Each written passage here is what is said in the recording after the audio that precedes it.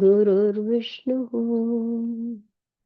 गुरुर्देवो महेश्वरः गुरुर्साक्षात् परब्रह्म तस्मै श्री गुरवे नमः। ब्रह्मानन्दं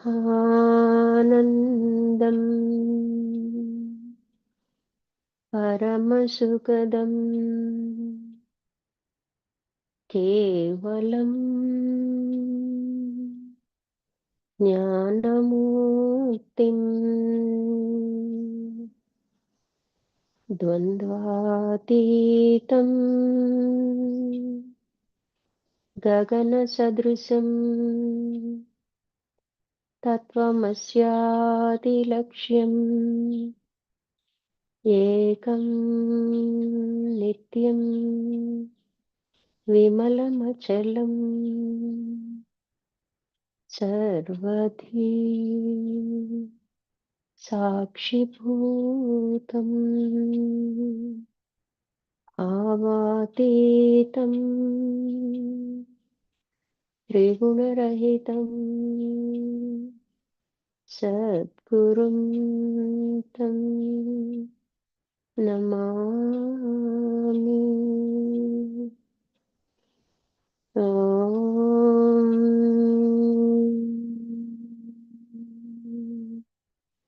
नमो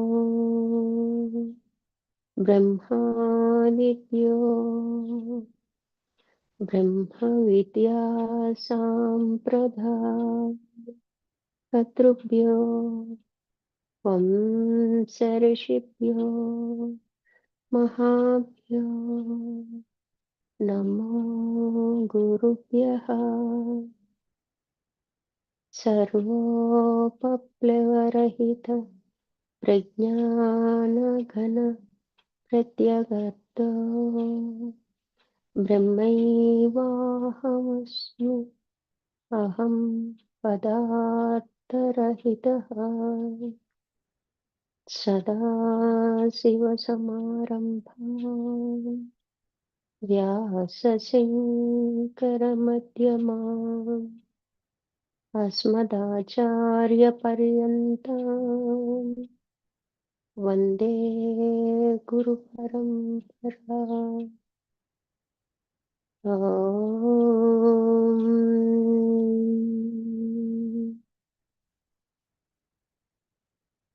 सहना भवतु सहनौ भुनक्तु सह वीर्यं करवावहै तेजस्विनावधीतमस्तु मा विद्विषावहै।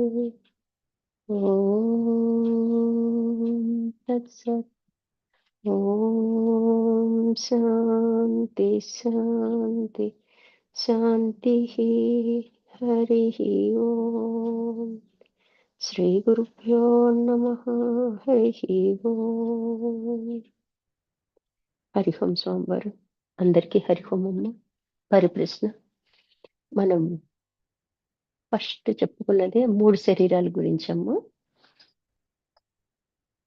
ఇక్కడ శరీరత్రయం అంటే ఏంటి, లేదా 3 శరీరాల గురించి తెలుసుకుందాం. ముందుగా మనం ఇలా ఎందుకు తెలుసుకోవాలన్నది కూడా మనకి తెలియాలమ్మా. ఎందుకు అంటే మోక్షం కోసం. మోక్షం ఎందుకు అంటే సాధన ఎందుకు చేయాలి అంటే మనిషి జన్మ తీసుకున్న తర్వాత సాధించవలసిన పురుషార్థాలని పెద్దలు మనకి 4 నిర్ణయించారనమాట. అవేంటి అంటే ధర్మము, అర్థము, కామము, మోక్షము. వీటన్నిటి యందు ఏదైతే మరల తిరిగి రాదో అదే పరమైనది. అంటే మనం జన్మెత్తిన ప్రతిసారి ధర్మాన్ని పాటించవచ్చు, పాటించకపోవచ్చు, అది వస్తూనే ఉంటది. అలాగే సంపాదన లేకుండా భుక్తి గడవదు.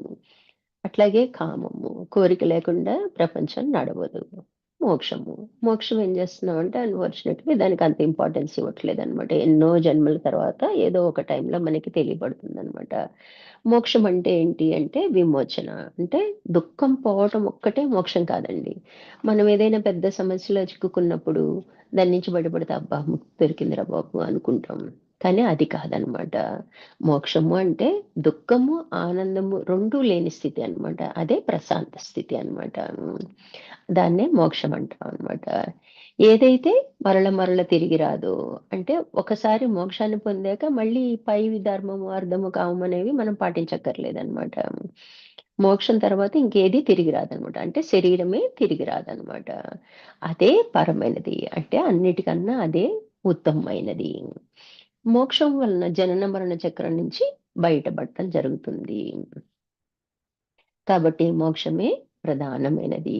మోక్షమే పరమ పురుషార్థము. 4 పురుషార్థాల్లో మనకేంటి మోక్షాన్నే లక్ష్యంగా తీసుకొని, మోక్షం లక్ష్య దృష్ట్యా ధర్మం ఎలా పాటించాలి, లక్ష్యం దృష్ట్యా అర్థాన్ని ఎలా నడపాలి, లక్ష్యం దృష్ట్యా కామాన్ని ఎలాంటి కోరికలు ఉండాలి, లక్ష్యం దృష్ట్యా మోక్షాన్ని ఎలా పొందుతాము అన్నదన్నమాట.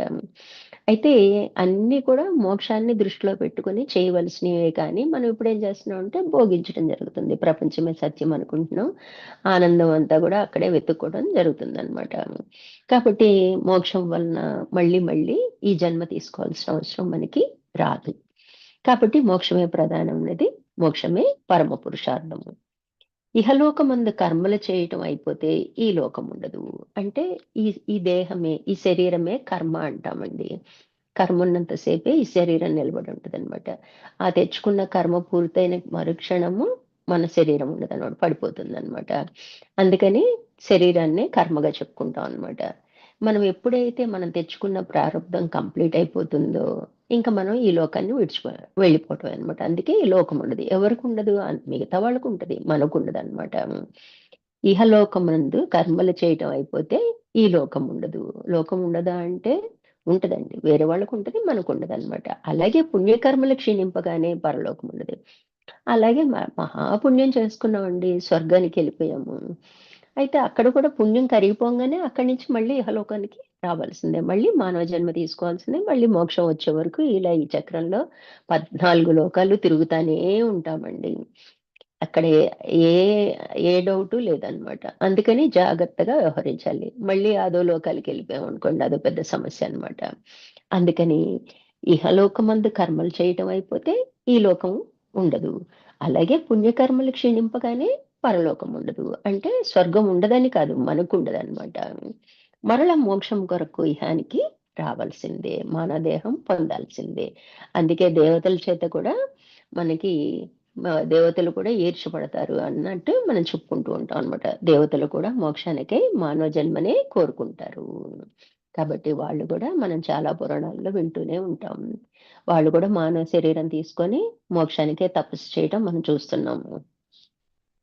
ఆ మోక్షము బ్రహ్మజ్ఞానము చేతనే వస్తది. ఎలా వస్తుంది అంటే బ్రహ్మజ్ఞానము. బ్రహ్మజ్ఞానం అంటే ఏదైతే సత్య పదార్థం అని తెలుసుకోవటమే బ్రహ్మం. దాన్నే ఉన్నది బ్రహ్మంగా మనం చెప్తాం అనమాట.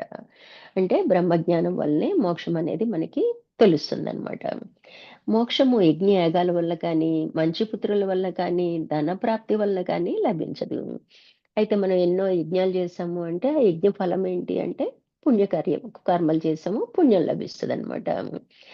మంచి పుత్రులు, మంచి బిడ్డలు, మంచి ధనవంతులు, ధైర్యవంతులు, యశస్సు కలిగిన వాళ్ళ వల్ల మనకు మోక్షం వస్తదా అంటే రాదనమాట. ధన ప్రాప్తి వలన వస్తదా? బోలెడు డబ్బు కూడబెట్టుకున్నానండి, ఈ ప్రపంచానికే నేను చక్రవర్తిని అనుకుంటే మటుకు మోక్షం వస్తదా? రాదు. మోక్షము బ్రహ్మానుభవం వల్లనే కలుగుతుంది. ఏదైతే తెలుసుకుంటామో బ్రహ్మం గురించి అది మన అనుభవానికి వస్తేనే మనకి మోక్షం అనేది ప్రాప్తిస్తదనమాట. కాబట్టి మనం జాగ్రత్తగా సాధన చేయటం అనేది ఇక్కడి నుంచే ప్రారంభించాలన్నమాట. శరీరము, దేహము ఉన్నది మరి మన కంటికి కనిపించదని ఒకసారి శరీరం అంటాం, ఒకసారి దేహం అంటాం. రెండిటికి తేడా ఉందా అంటే భావన తీసుకోవటంలో తేడా ఉంటుందండి. రెండు ఒక్కటే అన్నమాట. అయితే ఎందుకు దేహం అన్నాం, ఎందుకు శరీరం అన్నాం అన్నది ఇప్పుడు తెలుసుకుందాం మనం. జీర్ణించిపోవడం చేత శరీరం అని వచ్చింది. శీర్యతే ఇది శరీర, నశించేది కనుక శరీరం అని అన్నారు. అంటే 3 విధాలుగా జీర్ణించుచున్నది. ఎందుకు 3 విధాలుగా జీర్ణించుచున్నది అంటే మనకి అన్నం లేక, వ్యాధుల చేత, ఉదిమి చేత. ఒకటి తిండి తినపోయినా కృషించి కృషించి చనిపోవడం జరిగిద్ది. లేదా రోగాల చేత బాధించబడి మరణానికి లోనవుతూ ఉంటారు. అయితే ముసలితనం. ఆటోమేటిక్‌గా ముసలితనం వచ్చాక ఎన్నాళ్ళు ఉంటారండి? 100 ఏళ్ళు, 110 ఏళ్ళు. ఇంకా ఆ తర్వాత ఉందామన్నా గూడా వాళ్ళు కోరుకోరు. అట్లాగే శరీరం కూడా నిలవదనమాట. ఈ 3 కారణాలుగా ఏమైద్ది? జీర్ణించుకుపోతూ ఉంటది. జీర్ణించుకుపోతా అంటే నశించిపోతాం. వస్త్రాన్ని జీర్ణించుకుపోయిందంటాం గదండీ! అలా అనమాట. అయితే మనకి కంటికి కనిపించేది స్థూలము. అట్లా అన్నం లేకపోవటం వలన అది నశించిపోయింది. అలాగే ముసలితనం వలనొచ్చింది. రోగాల వలన చనిపోయింది. మరి సూక్ష్మ శరీరం, కారణ శరీరం గూడా మరి నశించాలి గదా! ఎలాగంటే అది కొంత టైం తీసుకుంటది. ఎన్నో జన్మల తర్వాత మనకి అవి నశించడం అనేది జరిగిద్ది. అంటే మోక్షం వల్లనే ఈ 2 నశిస్తాయన్నమాట. ఎలా అంటే సూక్ష్మ శరీరము వృద్ధిపూర్వకంగా అనగా రాగద్వేషాదులు కారణంగా పరిణమిస్తుంటది. సూక్ష్మ శరీరం ఎందుకొస్తది? మనం అంతకుముందు క్లాసుల్లో కూడా తెలుసుకున్నాం. సూక్ష్మ శరీరం మళ్ళీ జనన మరణ చక్రానికి కారణమైద్ది. మన కోరికలు గాని, అభిరుచులు గాని, అసంతృప్తులు గాని మిగిలి ఉంటే అవేమైద్ది సూక్ష్మ శరీరంలో మిగిలిపోతాయి. అయి మళ్ళీ ఇంకో దేహాన్ని తీసుకొని ఈ దేహంతో పని అవ్వట్లేదనుకోండి, మళ్ళీ దేహం మారుస్తదనమాట. కాబట్టి ఇది ఒక ఫ్యాక్టరీ లాంటిదని. మన ఆశలకన్నిటికి, మన కలలకి అన్నిటికి ఫ్యాక్టరీలా పనిచేస్తుంటదనమాట. అది ఎప్పుడూ వస్తూనే ఉంటదనమాట. కొత్త దేహాన్ని తీసుకొని వస్తూనే ఉంటదనమాట. వృద్ధిపూర్వకంగా ఎలా పెంచుకుంటున్నాం దీన్ని అంటే, ఎప్పుడైతే రాగద్వేషాలకి లోనవుతామో మళ్ళీ మళ్ళీ జన్మ తీసుకోవాలి. ఎవరి మీదో కోపం, ఎవరి మీదో ప్రేమ. మనం ఏం చేస్తాం దాని నుంచి బయటపడలేము. కాబట్టి మనకి మళ్ళీ మళ్ళీ దేహం తెచ్చుకోవాల్సిన పరిస్థితి మనకి ఏర్పడుతూ ఉంటదనమాట. వాటిని సంకోచము, జీర్ణత్వము అంటే మనం జ్ఞానవంతులం అయ్యామనుకోండి, ఇప్పుడు ఎలా జీవిస్తున్నాం సాధనలో? సాక్షిగా జీవిస్తున్నాం. అప్పుడు రాగద్వేషాలు మనల్ని ఇబ్బంది పెడతాయా? పెట్టవు గదా! అంటే సూక్ష్మ శరీరము జీర్ణమైపోతుందనమాట. అలాగే కారణ శరీరం గూడా సంకోచం ఎవరి యందు అంటే ఎవరికైతే అజ్ఞానం ఉందో వాళ్ళలో వృద్ధి చెందుతూ ఉంటది. ఎవరైతే జ్ఞానవంతులవుతారో ఆటోమేటిక్‌గా అది జీర్ణించుకుపోతూ ఉంటదనమాట. ముముక్షువులు ఎప్పుడు మోక్షం కావాలని కోరుకునే వాళ్ళందరినీ కూడా ముముక్షువులంటారు. సో, వీళ్ళ విషయంలో అది జీర్ణించుకుపోతూ ఉంటది. ఇట్లా స్థూల, సూక్ష్మ కారణ దేహాలు జీర్ణిస్తాయి, నశిస్తాయి. కాబట్టి శరీరం అని అన్నారు. అయితే ఇక్కడ మనకి ఇంకో పదం ఒకటి చెప్పుకున్నాం గదా! దేహం అని పేరు ఏంటి అంటే దహింపబడుచున్నది అని. మనకేం తెలుసు ఒక శరీరము ప్రాణం పోయిన తర్వాత దహనం చేస్తాం. అందుకని దహిస్తుంది అని అంటాము. మరి మనకి ఇంకొక కారణాల చేత కూడా దహించబడుతూ ఉంటది. ఏంటంటే తాపత్రయాలదనమాట. ఆధ్యాత్మికము, ఆది దైవికము, ఆది భౌతికము. ఈ మూడిటి చేత కూడా ఈ తాపత్రయాల చేత కూడా ఈ దేహం దహించబడుతుందనమాట. ఇది మనం గ్రహించాలనమాట. అంటే తెలియకుండానే ఆరాట పడతా ఉంటాం గదండీ! అది దహించబడటం అన్నమాట. చనిపోయిన వాటిని దహింపు మనకి తెలుసు. దహ్యతే ఇతి దేహః అన్నారు. తాపత్రయముల చేత దహించబడుచున్నది. ఆది దైవికం, ఆది భౌతికం, ఆధ్యాత్మికము. ఒకటి తోటి వ్యక్తుల వలన గాని మనం ఇబ్బంది పడుతూ ఉంటాము. అలాగే తుఫాన్లు అవన్నీ దైవికం అన్నమాట. మనకి తెలియకుండా సుడిగుండాల్లో చిక్కుకోవటం ఇలాంటియన్నీ కూడా ప్రకృతి వైపరీత్యాలన్నీ కూడా దైవికంగా చెప్తాం అన్నమాట. ఆధ్యాత్మికం అంటే స్మరణ. నాకింత కష్టం జరిగింది. నాకింత అన్యాయం జరిగిపోయింది. వాళ్ళిలా అన్నారు, అలా అన్నారని వాళ్ళు ఒకసారి అంటారు. మనం 100 సార్లు దాన్నే మెమోరేసుకొని మనల్ని మనమే బాధించుకుంటాం అనమాట. అంతే కదండీ! ఎవరో అన్నారు బాధపడ్డాము. అది 10 సార్లు అనుకుంటే 10 సార్లు దుఃఖమొస్తుంది. అంటే దహించబడిపోతున్నాం. అలా కాకుండా మనము సాక్షిగా ఉన్నామనుకోండి, తెచ్చుకున్నది అనుభవించింది అయిపోయింది. అక్కడ క్లోజ్ అయిపోద్ది. ఈ క్లోజ్ అవ్వటం పోవంగా మనం ఆగాం తెచ్చుకుంటున్నాం అనమాట. మళ్ళీ మళ్ళీ లేతే కక్షలు, కార్పణ్యాలు మళ్ళీ ఇంకో దేహం తీసుకోవటం. దానికోసం వాళ్ళు పుట్ట, మనం పుట్ట, మళ్ళీ ఈ కోపతాపాలు పెరగను అయి ఎన్నాళ్ళైనా మనం సినిమాలు చూస్తానే ఉంటాం గదా! ఈ రివెంజ్ పేరుతో అట్లా తరతరాలు నడిచిపోతూ ఉంటాయన్నమాట. అయితే సూక్ష్మ కారణ శరీరాలు జ్ఞానాగ్ని చేత దహించబడుతున్నది. అయితే జ్ఞానం వచ్చిందనుకోండి అవి నశిస్తాయి గదా! జ్ఞానాన్ని అగ్నితో పోల్చారు. ప్రపంచంలో జ్ఞానంతో సమానమైనది ఏదీ లేదు. అలాగే అగ్ని పవిత్రంతో పోలుస్తారనమాట. కాబట్టి జ్ఞానాగ్ని అంటారనమాట. ఎప్పుడైతే మనలో జ్ఞానం పెరుగుతుందో ఈ సూక్ష్మము, స్థూలము గూడా అదే కారణము గూడా నశించిపోతూ ఉంటాయన్నమాట. కనుక ఈ శరీర త్రయమును దేహం అని పేరు వచ్చినది. ఎట్లా అండి మనకి శరీరము జీర్ణమైపోతుంది అంటే నశిస్తుంది కాబట్టి శరీరం అన్నాము, దహించబడుతుంది కాబట్టి దేహము అన్నాము. అయితే ఈ శరీరము 3 కారణాల వలన అన్నం లేక జీర్ణమైపోతుంది, వ్యాధుల చేత జీర్ణమవుతుంది, ముదిమి చేత జీర్ణమవుతుంది. ఏది? స్థూల దేహం.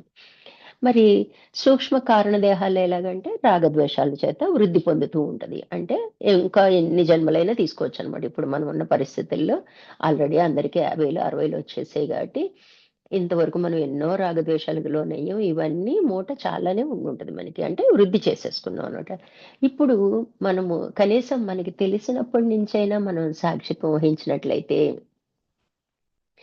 ఎప్పుడైతే మనము సాక్షిత్వంగా ఉంటామో ఆటోమేటిక్‌గా మనకి ఏమవుతది అంటే, అవి నెమ్మదిగా కరిగిపోతూ ఉంటాయన్నమాట. అంటే కొత్తవి చెయ్యము, ఆగామి చేయము. ఉన్నది మనము ఉన్నది ఉన్నట్లే యాక్సెప్ట్ చేస్తాము. సంచితం మూట ఏమైద్ది మనకి ఆటోమేటిక్‌గా అది జ్ఞానాగ్నితో దగ్ధమైపోతూ ఉంటదనమాట. అట్లా మనం నశింప చేసుకుంటూ ఉంటాం అనమాట. అజ్ఞానం వల్లేమో పెరుగుతూ ఉంటది. జ్ఞానం వల్లేమో తరిగిపోతుందనమాట. దేహాలేంటి? తాపత్రయాలు ఆది దైవికము, ఆది భౌతికము, ఆధ్యాత్మికం చేత దహించబడుతుంటది. సూక్ష్మ కారణ శరీరాలు జ్ఞానాగ్ని చేత దహించబడుచున్నవి. కనుక ఈ శరీర త్రయమునకు దేహములని పేరు వచ్చింది. సూక్ష్మ శరీరమునే లింగ శరీరం అని అంటారు. ఎందుకంటారు అంటే, లింగము అంటే గుర్తు అండి. ఎట్లా అంట? శబ్దాది విషయములు లేనమును అంగీకరించుచున్నది. అంటే శబ్ద స్పర్శ రూప రసగంధాదులుగా ఉన్నాయి. ఇవన్నీ పంచ విషయాలండి. ఉండటానికి పంచ విషయాలు. వాటిని మనం ఎన్ని రకాలుగా అయినా మలుచుకుంటున్నాం కదా! వాటికి మనం ఏం చేస్తున్నాం? అరిషడ్ వర్గాలు యాడ్ చేస్తున్నాం. యాడ్ చేసేటప్పటికి ఒక్కదాన్ని 100 రకాలు, 1000 రకాలుగా కూడా మనము దాన్ని సంభాషించుకోవడం జరుగుతుందనమాట. కాబట్టి ఇక్కడ ఈ విషయాలలో లీనమవుతుంది కాబట్టి, ఇది సూక్ష్మంగా మనం గుర్తిస్తున్నాము. ఎందుకు అంటే, మనకి పైకి మాట్లాడుతున్నామండి. మాట బయటకొస్తుంది. స్థూలంగా గ్రహించగలుగుతున్నాం. లోపల ఒక భావన ఉందిగా, ఆ మాట బయటికి రావటానికి ముందు ఒక ఆలోచన ఉంటది గదా! దాన్ని మనం ఏమంటాం? సూక్ష్మం అంటాం. కనిపించని దాన్ని సూక్ష్మం అంటాం అనమాట. కారణ శరీరం అనగా ఈ 2 శరీరములను పుట్టించుచున్నది. శరీరాన్ని ఎలా గుర్తిస్తామో తెలుసుకుందామండి. కారణ శరీరం అంటే మనం చేసే ప్రతి వ్యవహారానికి మనసు, బుద్ధి, ప్రాణము మనం సూక్ష్మంగా చెప్పుకున్నట్లయితే వీటి ఆలోచన ఈ బయట ఇంద్రియాలు మన కంటికి కనిపించే ఇంద్రియాలు వర్క్ చేస్తుంటాయి. అంటే స్థూలంగా కనిపించే వాటికి సూక్ష్మంగా మనం చేసే ఆలోచన కారణమవుతుంది. కానీ ఈ కార్యముకి ఏదో ఒక కారణం ఉంటదిగా. నేను ఈ వ్యవహారం చేశాను అంటే ఒక కారణం ఉండి ఉండాలి. అదే కారణదేహం అన్నమాట. అయితే శరీరాన్ని ఎలా గుర్తిస్తామంటే, స్థూలం ప్రత్యక్షంగా కనబడుతున్నది. ఇంక దానికి మనమేమి ఎక్స్‌ప్లనేషన్ ఇవ్వక్కర్లా. కంటికి కనిపించేదే స్థూలంగా చెప్పుకుంటాం అన్నమాట. సూక్ష్మము 19 విధంబుల కార్యములను స్థూలము చేత చేయించబడుతుంది. మనకి 19 ఇంద్రియాలున్నాయి. అవేంటండి? 5 కర్మేంద్రియాలు, 5 జ్ఞానేంద్రియాలు, పంచప్రాణాలు, అంతఃకరణ చతుష్టయం 4. ఈ 19తో వ్యవహారం నడుస్తూ ఉంటదన్నమాట. దాన్ని సూక్ష్మ శరీరం అని అన్నామన్నమాట. కావున లింగ శరీరము కలదని నిశ్చయించుదాం. మనకు గుర్తుగా అన్నమాట. గుర్తు అన్నాం గదా! లింగ శరీరం అంటే గుర్తుగా ఉందన్నమాట. సూక్ష్మం ఉంది అని మనకి తెలియబడుతుందన్నమాట. నా మనసు ఆలోచించింది, నా బుద్ధి చెప్పింది. ఇట్లా మనం మాట్లాడుకుంటూ ఉంటాం గదా! కాబట్టి గుర్తుపడుతున్నాం అన్నమాట. మనస్సు, ఇంద్రియాలు, ప్రాణం కలిపి సూక్ష్మ శరీరం అన్నాం. కారణ శరీరం ఎలా తెలియబడుతుందంటే, స్థూల శరీరము సూక్ష్మ కార్యములై కనబడుతున్నది. స్థూలం ఎలా కనిపిస్తుంది? మనసు ఏం చెప్తే అదే పని చేస్తుంది. అంతే గదా! అట్లా మనకి దాని వలన సూక్ష్మం ఉందని గ్రహించాము. కనుక వీనికొక కారణము కలదని ఊహించబడుతుంది. ఆ సూక్ష్మం అలా ఆలోచించడానికి ఏం కారణమై ఉంటది? ఈ మాట నేను అన్నాను అంటే దానికొక కారణం ఉంటది. నేను ఏమనాలో అనేస్తున్నాను. ఆలోచన నాది, సూక్ష్మంది. స్థూలంగా వ్యక్తపరుస్తున్నాను. కానీ ఈ రెండిటికి వెనకాల ఒక కారణం ఉంది. దాన్నే మనం కారణదేహం అని చెప్పుకుంటాం అన్నమాట. దాన్ని సింపుల్‌గా మనం ఎలా చెప్తున్నామంటే, పూర్వ వాసనల కుప్పని కారణ శరీరము అంటారు. అంటే మనకి ఎన్నో వాసనలనమాట. ఎన్నో జన్మల పరంపర అయ్యే అవి అందులో పిడికెడు తీసి ఈ జన్మలో మనకి ప్రారబ్ధం గీస్తారనమాట. అవే మనము వాటినే పెంచి పోషిస్తూ ఇంకా ఇంకా సూక్ష్మాన్ని పెంచుకుంటూ అనేక అనేక జన్మలకి కారణమవుతూ ఉంటదనమాట. మన కారణ శరీర ప్రేరణతో అంటే ఏదైతే వాసనల కొప్పుందో అందులో కొన్ని ఫలవంతం అవటం కోసం దేహాన్ని తెచ్చుకుంటుంది అనమాట. స్థూల శరీరాన్ని పనిముట్టుగా చేసుకొని, మరి సూక్ష్మం ఆలోచిస్తే పని ఎవరు చేస్తారండి? స్థూలమే కదా! అందుకని స్థూలం పనిముట్టుగా పోల్చామనమాట. జడమని అంటాం అనమాట. సూక్ష్మ శరీరం పనిచేస్తుంది. ఒక కారణం చేత, శరీరంలోని వాసనల ప్రేరణ చేత సూక్ష్మము ఈ స్థూలాన్ని ఆధారం చేసుకొని వ్యవహరిస్తుంది. సింపుల్‌గా అనమాట. అంటే శరీరం ఎందుకొస్తుంది అంటే సత్కర్మల వలన శరీరం అంటే మానవ జన్మ వస్తుందండి. మనకేం చెప్తారు? 84,00,000 జీవరాశులుగా పరిణామం చెందుతూ ఫైనల్‌గా ఎక్కడికొచ్చామో మనము మానవ దేహానికొచ్చాం. అంటే చైతన్యం యొక్క పరిణామం పూర్తవ్వటంతో మానవ దేహం ఏర్పడింది అంటారు. ఇంకిక్కడి నుంచి మానవ జన్మ కన్నా పై జన్మ లేదు. పరిణామం లేదు. అదేంటంటే సూక్ష్మంలోనే పరిణామం వస్తుంటదనమాట. మొదట్లో మూర్ఖంగా ఉంటాం. ఎందుకంటే మనం జంతుజాలం నుంచి అట్లా జన్మలు మార్చుకుంటూ వస్తాము. కొన్ని సంస్కారాలు అందులో మిగిలిపోయినాయి అనుకోండి. ఆ జంతువు యొక్క లక్షణాలు అవి వ్యవహరిస్తుంటారు మూర్ఖంగా, కఠినంగా అట్లా ఉంటుంటారు. అట్లా కొన్ని సంస్కారాలతో ఉండి ఆఖరికి ఎవరో ఒకళ్ళు చెప్తారు దైవాన్ని నమ్ము నువ్వు మంచిగా ఉంటావు అది ఇది అని. అట్లా మనము ఇలా జ్ఞాన మార్గం ద్వారా నడిపించుకుంటూ వస్తాం. అక్కడి నుంచి ఆ మానవ జన్మ ఎత్తాక కూడా కొన్ని వందలో, వేలో, లక్షల జన్మల తర్వాతే జ్ఞానవంతులం అవుతామండి. కనీసం అంటే జ్ఞాని కాకపోయినా జ్ఞానపరంగా ఆలోచించడం మొదలుపెడతాం అన్నమాట. అప్పుడే కదా పరిణామం పూర్తయిద్ది. అట్లా మానవ దేహం అనేది రావటానికి మనం చేసే సదాచారం వలన, మనం చేసే ధర్మం వలన, న్యాయం వలన మానవ జన్మ అనేది వస్తుందన్నమాట. అందుకే సాధు సాధు జంతువు నుంచి అంటే ఆవుని భగవంతుడితో పోలుస్తూ ఉంటారు. అట్లా అక్కడి నుంచే మన పరిణామం పూర్తవుతూ మానవ దేహం ఏర్పడుతుందన్నమాట. ఇట్లా సత్కర్మలు చేయటం వలన మానవ జన్మ వస్తుంది. ఏ జన్మలోనో కొద్దిగా సదాచారాన్ని పాటించాడు. కొద్దిగా అండి. సత్కర్మ చేశాడు. సత్వగుణంతో జీవించాడు. తత్ప్రభావం చేత మానవ దేహం లభించింది. అంటే ఇప్పుడు మనం ఎలా చెప్పుకుంటాం జంతువుల్లో కూడా క్రూరం ఉంటాయి, మంచివి ఉంటాయి. అట్లాగే మానవ జన్మ మొదట్లో మనం మనిషి అని గుర్తించాలంటే కొన్ని ఉన్నతమైన ఆలోచనలు, ఉన్నతమైన ప్రవర్తన ఉంటే మనిషిగా మనము చెప్తాం అన్నమాట. అంటే అనేక జన్మలుగా మంచి కార్యక్రమాలు చేస్తూ ఆఖరికి మానవ దేహం అనేది రావటం జరిగిందనమాట. సత్కర్మ చేశాడు, సత్వగుణంతో జీవించాడు. తత్ప్రభావం చేత మానవ దేహం లభించింది. మానవోపాధి లభించడమే గొప్ప విశేషం అని చెప్తుంటారనమాట. ఎట్లా స్వామివారు ఎప్పుడు మనకి ఏం చెప్తుంటారు? మన భగవంతుడు మనకిచ్చిన వరంలో మొదటిది, ఆఖరిది కూడా ఈ మానవ జన్మే. దీన్ని ఉపయోగించుకుంటానికి నీకు దేవత జన్మిచ్చినా నీకు ఉపయోగం ఉండదు. మోక్షం రాదు. మానవ జన్మే మనకిచ్చిన మొదటిది, ఆఖరిది అయిన వరంగా చెప్తూ ఉంటారనమాట.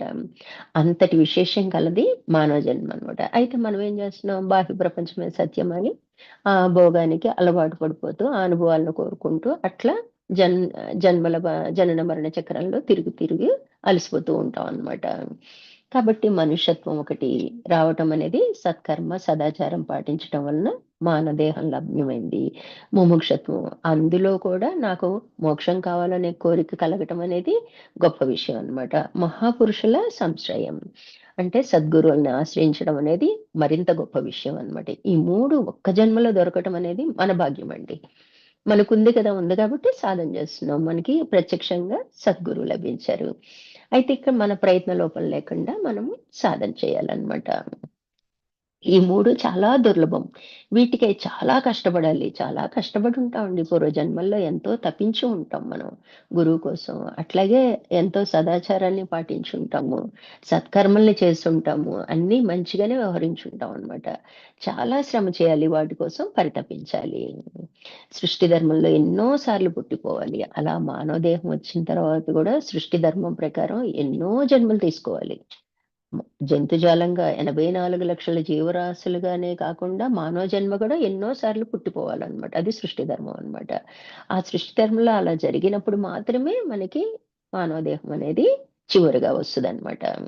అలా లభించిన మానవ దేహాన్ని వృధాగా పారేసుకుంటే అంటే పశువు వలె జీవించడానికి దానికి మనకి తేడా ఏమిటి అని ప్రశ్నిస్తున్నారన్నమాట. పశువుకి మనకి కామన్‌గా ఏంటంటే ఆహార, నిద్ర, భయం 5 నాలండి. ఈ 4 జంతువులకి ఉంటాయి, మనకి ఉంటాయి. కానీ మనకి మనకి ప్రత్యేకంగా భగవంతుడు ఏమిచ్చాడు? బుద్ధిని ఇచ్చాడు, వివేకాన్ని ఇచ్చాడు. ఇవి ఉపయోగిస్తున్నామా? లేతే మిగతా వాళ్ళలాగే రోజు తింటున్నాము, ఒక వయసు తర్వాత చదువుకుంటాము, ఉద్యోగం సంపాదించుకుంటాం, పెళ్లి చేసుకుంటాం, పిల్లల్ని కంటాం. ఇవన్నీ కూడా ఈ నాలుగిట్లోనే వస్తాయండి. అప్పుడు వాటికి మనకి తేడా ఏంటి అన్నది మనం ప్రశ్నించుకోవాలన్నమాట. ఒక్క జ్ఞానమే తేడా. ఒక్క వివేకమే తేడా. మనకి వాటికి మనకి తెలివిగా ఆలోచించడం. ఈ తెలివితో మనం ఏం చేస్తున్నాం? ఇంకా పొరపాట్లు చేస్తున్నాం. మంచికి పోవాల్సింది పోయి పొరపాట్లు చేస్తున్నాం అన్నమాట. వివేకమే తేడా. ఈ వివేకాన్ని మనం పొందకుండా, ఆ జ్ఞానాన్ని నిలబెట్టుకోకుండా, కైవల్యం కోసం శ్రమించకుండా, కేవలం భుక్తి కోసం, భోగం కోసం, ఆహార, భయ, నిద్ర, మైథునాలే నాలుగింటి చుట్టూ, విషయానందం అనే దాని చుట్టూ ఉండటం వలన మన స్వరూపాన్ని పూర్తిగా మర్చిపోయాము. అంతేగాని ఎంత సాధకులమైనా కూడా ఒక 10 రోజులు ఎక్కడికో వెళ్ళామండి టూరో ఎక్కడో. ఆ ఒరవడిలో ఒక 10 మందితోనో, 50 మందితోనో కలిసి వెళ్ళాం. ఆ ఒరవడిలో మనం కూడా కొట్టుకెళ్ళిపోతాం అన్నమాట. అలాగే ఎన్నో జన్మలు మనం ఏం చేసాము? ఈ విషయానందమే నిజం అనుకుని, అందులోనే కొట్టుకొని తిరిగామనమాట.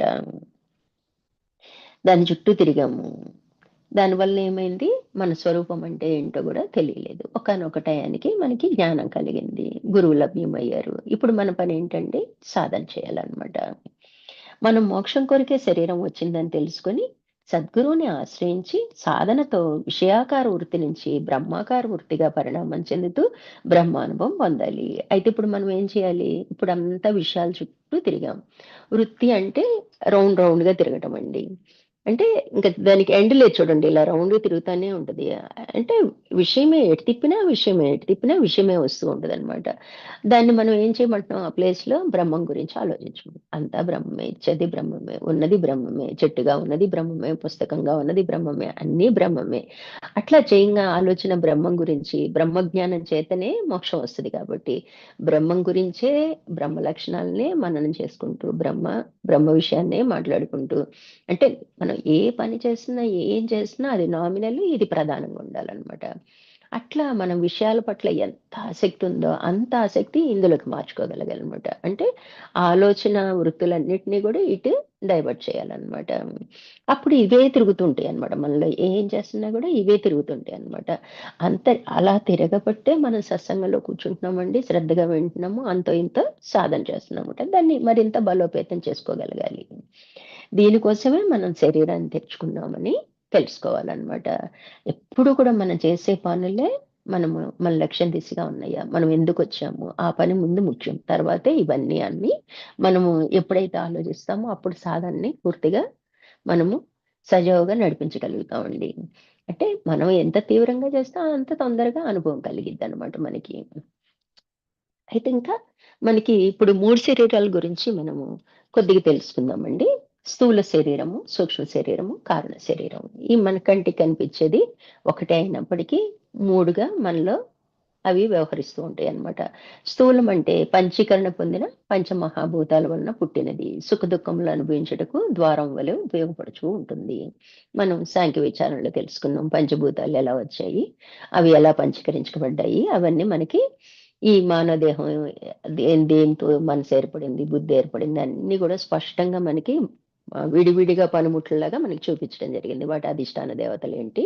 అవి వేటి కోసం పనిచేస్తాయి? వాటి రిజల్ట్ ఏంటి? అన్నది మనకి స్పష్టంగా తెలుసుకున్నాం.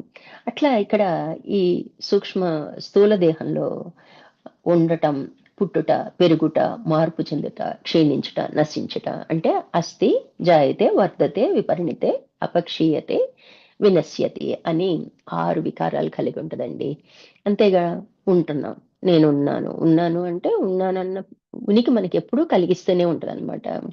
పుడతాము, పెరుగుతాము, మార్పు చెందుతాము. అంటే అడుగులో అడుగంత పుట్టినోళ్ళం మనం ఏం చేస్తాం? 6 అడుగులవుతాం అనమాట.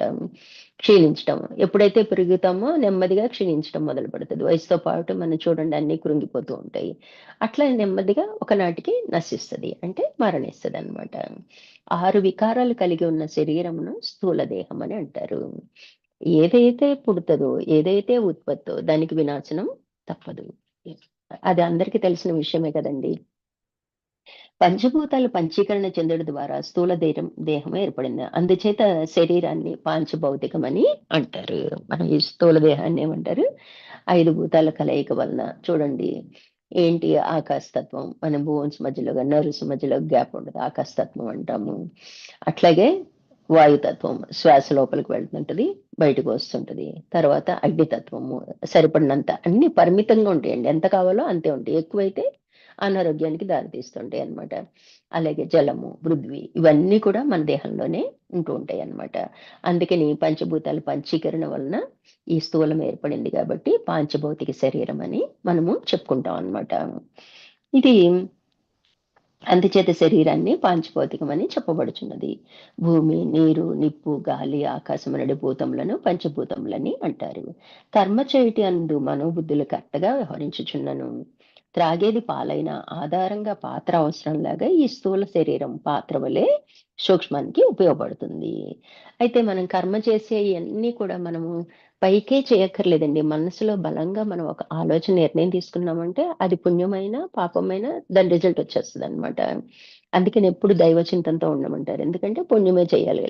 ఎందుకంటే ఎందుకంటే అధోగతి అయిపోతాం మనం, అది పాపం చేసాం అనుకోండి అధోగతి పాలైపోతాం అనమాట. అందుకని చేసేది సూక్ష్మమైనా కానీ ఆధారం, మనం పాలు తాగటానికి మనం గ్లాస్ ఎలా ఉపయోగిస్తామో ఈ స్థూలం కూడా అలాంటిదే అని పోల్చి చెప్తున్నారు అనమాట. ఈ ఉపాధి పరబ్రహ్మ స్థితిని చేర్చగలదు. ఎందుకని అంటే ఈ స్థూల దేహమే మనల్ని మోక్షానికి దగ్గర చేయగలదు, దాంతోనే పొందగలం అన్నమాట. స్థూల దేహం ఏ అవస్థ ఎందు చరించుచున్నదో దానిని జాగ్రత్త అవస్థ అని అంటారు. కనుకనే మనకి వివేక విచారణ ద్వారా ఈ ఉపాధిని పవిత్రంగా భావించి ఈ జన్మ లక్ష్యమును పరమార్థమును తెలుసుకున్నట ద్వారా 24 తత్వములతో కూడిన శరీరము జడమైనప్పటికీ అంతర్గతముగా ఉన్న చైతన్యం వలననే నడపబడుతున్నాయని, అంతటికీ మూలమైన ఆత్మగా బలపడవలనన్న ఈ శరీరం ఆరోగ్యంగా చూచుకునటం ముఖ్యము. అయితే 24 తత్వాలతో కూడిన ఈ దేహాన్ని, ఇవన్నీ కూడా జడమేనండి. అలా అంతర్గతంగా ఆత్మ, అంతటా ఉన్న ఆత్మ మనలో కూడా చైతన్య రూపంలో మన కదలిక ఆధారంగా ఉందన్నమాట. అయితే ఆ చైతన్యాన్ని నేను అని మనం అనుకోకుండా ఏమనుకుంటున్నాం అంటే ఈ 24 తత్వాలతో కూడిన దేహమే నేను అనుకోవటం వలన వచ్చిన సమస్య అండి. కాబట్టి ఇప్పుడు ఇది కేవలం పనిముట్టే, దీనికి ఆధారమైన చైతన్యాన్ని నేను అని చెప్పి మన ప్రతి మాట చేతలో కూడా దాన్ని గుర్తించగలిగితే అది సహజమైంది. అంటే దాన్నే మనం సాక్షిత్వం అని పేరు పెట్టుకున్నాం అనమాట. ఈ శరీరం వ్యవహరించే అన్నిటికీ నేను సాక్షిని, నేను దానికి ఆధారమైన చైతన్యాన్ని నేను అని మనం బలంగా ఎప్పుడైతే విశ్వసిస్తామో అప్పుడు సాక్షిత్వం సహజమవుతుందన్నమాట.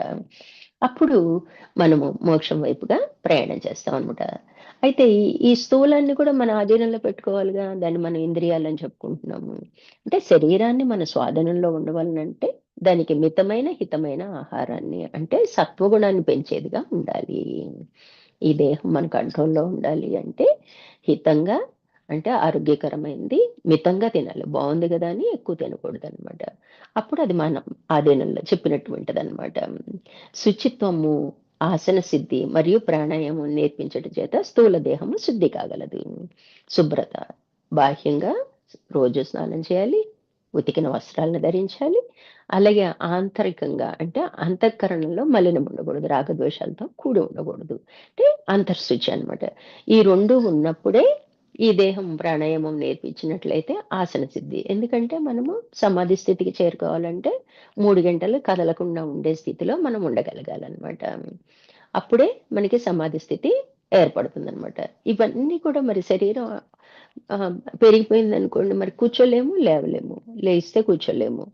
ఇట్లా మనకి ఉండకుండా ఉండాలంటే తగినంత ఎక్సర్సైజ్ ఉండాలి, ప్రాణాయామం చేయాలి, మంచి ఆహారం ఇవ్వాలి, లిమిట్‌గా ఇవ్వాలి. ప్రాణం హాయిగా కొట్టుకునే విధంగా ఉండాలి. ఎక్కువ తిన్నామనుకోండి భుక్తాయాసం, తక్కువ తిన్నామనుకోండి నీరసం. అందుకని సమంగా తినాలన్నమాట. ఏదైనా సరే అండి సమస్థితి, బుద్ధిని మార్గం అంటారనమాట. మధ్యయి మార్గంగా చెప్తారనమాట. అట్లా ఉన్నప్పుడు స్థూల దేహము ఆటోమేటిక్‌గా శుద్ధి అయిద్దనమాట. సూక్ష్మాన్ని శుద్ధి చేయాలి అంటే వికారత్వం పోగొట్టుకోవాలి. అంటే రాగద్వేషాలనేవి లేకుండా చూసుకోవాలి. మరొకసారి కేవలం సూక్ష్మ శరీరం సాధన అంతా కూడా సూక్ష్మ శరీరం ద్వారానే జరిగిద్ది కాబట్టి, ఇంకోసారి మనము దాని గురించి స్వామివారి బోధ నుంచి సెపరేట్‌గా చెప్పుకుందామండి క్లారిటీగా. ఇప్పుడు ఓవరాల్‌గా మనం 3 శరీరాల గురించి తెలుసుకుందాం. అయితే సూక్ష్మ కారణ శరీరాల గురించి మనం ఏం తెలుసుకోవాలి అంటే పంచీకరణం చెందని మహాభూతాలతో తయారై సత్కర్మ కారణంగా జనించి సుఖదుఖములను భోగించడానికి పరికరంగా ఉంది. అయితే ఉన్నది పంచమహాభూతాలు మనకి. అప్పుడేమైంది? కారణము, సూక్ష్మం ఏర్పడ్డాయి. వాటికి అనుభవం కోరుకున్నాయి. మనసులో ఆలోచన ఉంది సినిమా చూడాలి అని. అంటే ఈ స్థూలం వెళ్ళి అది చూస్తేనే అది ఫుల్‌ఫిల్ అయ్యిద్దనమాట. ఒక పకోడీ తినాలనిపించింది. చేసుకు తినాలంటే స్థూలం అవసరం అనమాట. అట్లా పంచభూతాల్ని పంచీకరించి స్థూలం ఏర్పడింది. పంచీకరించక ముందు సూక్ష్మం ఉందనమాట. కాబట్టి అదెలా ఉంది? 19 తత్వాలు కలిగి ఉంది. 5 జ్ఞానేంద్రియాలు, 5 కర్మేంద్రియాలు, 5 ప్రాణవాయువులు, 4 అంతఃకరణం. మొత్తం 19 తత్వాలనమాట. మనకి ఎలా తయారైందో చెప్పారు. ఎలా ఉందో చెప్పారు. దేనికి పనికొస్తుందో కూడా చెప్పారు మనకి. ప్రయోజనం తెలిస్తేనే వాడుకుంటాం గదా! అలాగే మీకు జ్ఞానం ఉందా అంటే లేదని ఎవ్వరం ఒప్పుకోం. ఏ మానవుడు కూడా ఒప్పుకోడనమాట. మరి ఉందంటే ఉపయోగించుకోవటం వచ్చిందా? ఉంటది. మనకి తెలివితేటలుంటాయి. మనకి ఆయా సందర్భం వస్తే తప్ప మనకి తెలీదు. మనం ఎప్పుడైనా ప్రయత్నించామా? ఆ! నా వల్ల కాదులే అని ముందే కొట్టుపడేస్తాం అనమాట. అంటే అందరికీ అన్నీ ఉంటాయండి. దాన్ని వెలికి తెచ్చుకోవటమే మనం 5 బలాల గురించి ఎలా చెప్పుకున్నాం సాధనలో. అట్లా వెలికి తీసుకురావాలి. మనంతట మనము విచారణ చేసుకోవాలి, గుర్తించాలి, వెలికి తీసుకురాగలిగాలంటే ఎప్పుడు ఒకళ్ళ మీద ఆధారపడకూడదనమాట. అలా మనకి జ్ఞానం ఉందా? లేదా? అంటే ఏ మానవుడు కూడా ఒప్పుకోడు. ఉందంటే మరి ఉపయోగించుకోవటం వచ్చిందా? ఉండి ప్రయోజనం ఏంటి? 5 కర్మేంద్రియాలు, 5 జ్ఞానేంద్రియాలు, 5 ప్రాణాలు వాడుకోవటం వచ్చు. ఎందుకని? అది తెలిసినా తెలియకపోయినా వ్యవహారంలో అవి ఉపయోగపడుతూ ఉంటాయి గాబట్టి అయి అందరం బానే ఉపయోగించేసుకుంటాం అనమాట. కానీ 15 రెండింటిపై ఆధారపడ్డాయి. అంటే మనసు, బుద్ధి. మనము ఈ ఇంద్రియాలన్నీ కూడా మనసు ఏం చెప్తే, బుద్ధి ఏం నిశ్చయం చేస్తే అలాగే వ్యవహరిస్తాయి కదా! అందుకని ఈ 15 ఈ రెండిటి మీద ఆధారపడటం జరిగిందనమాట. అవి ఆధారము, ఆధేయము. అంటే మరి ఆధారమైన మనసుని, బుద్ధిని వాడుకోవటం వచ్చిందా? ఈ ఇంద్రియాలు వాడటానికి ఆధారమైనవి ఏంటి అంటే మనసు, బుద్ధి. ఈ ఇంద్రియాలను వాడుకోవటం ఎలా వాడుకోవాలో తెలిసిందా? వేటికి పడితే వాటికి వాడుకుంటున్నామా? అంటే లక్ష్యానికి ఒక లక్ష్యం ఉందా? ఒక వ్యవహారానికి కూడా ఒక లక్ష్యం ఉంటది. అలాగే మన లక్ష్యం ఏంటో మనకి తెలుసా? ఆ విధంగా మనం ఉపయోగిస్తున్నామా లేదా? అని ఆలోచించమంటున్నారు. అవి ఎలా అంటే కళ్ళకి కనిపించవు. మరి మనసు గాని, బుద్ధి గాని మన కళ్ళకి కనిపిస్తాయా? కనిపించవు కదండీ! అంటే ఎగ్జాంపుల్ ఏం చెప్తున్నారంటే స్వామివారు కంప్యూటర్ హార్డ్‌వేర్ ఎంత అవసరమో సాఫ్ట్‌వేర్ కూడా అంతే అవసరం. సాఫ్ట్‌వేర్ ఉండి కంప్యూటర్ లేకపోతే స్థూలంగా ఏమి పని చేయలేం. ఓన్లీ కంప్యూటర్ ఇంట్లో తెచ్చిపెట్టుకుని సాఫ్ట్‌వేర్ లేదనుకోండి ఆ వర్క్ నడవదనమాట. కాబట్టి 2 పరస్పరం ఆధారాధేయంగా ఉన్నాయన్నమాట. కాబట్టి 15 హార్డ్‌వేర్‌తో పోలిస్తే మనసు, బుద్ధి సాఫ్ట్‌వేర్ అని పోలుస్తున్నారు. వీటిని ఒక పద్ధతిగా వాడుకోవాలి. అప్పుడే లక్ష్యం వైపు ప్రయాణించే విధానం మనకి తెలుస్తుందనమాట. అంటే ఎలా పడితే అలా వాడుకోకూడదు. ఒక క్రమ పద్ధతి. దానికే మనం క్రమ సాధన అని అన్నాం అనమాట. ఇట్లా ఎలా అయితే ఎక్కడి నుంచి మొదలుపెట్టాలి, ఎక్కడ మనం ఆపగలగాలి అన్నది మనకి స్పష్టంగా తెలియాలనమాట. అట్లా మనము లక్ష్యం దిశగా ప్రయాణిస్తున్నామా లేదా అని తెలుసుకోమని స్వామివారు చెప్తున్నారనమాట. అట్లా మనం జాగ్రత్తగా వీటిని ఉపయోగించుకునే పద్ధతి నెమ్మదిగా రేపు మిగతాది కంటిన్యూ చేద్దామండి. హరి ఓం అండి.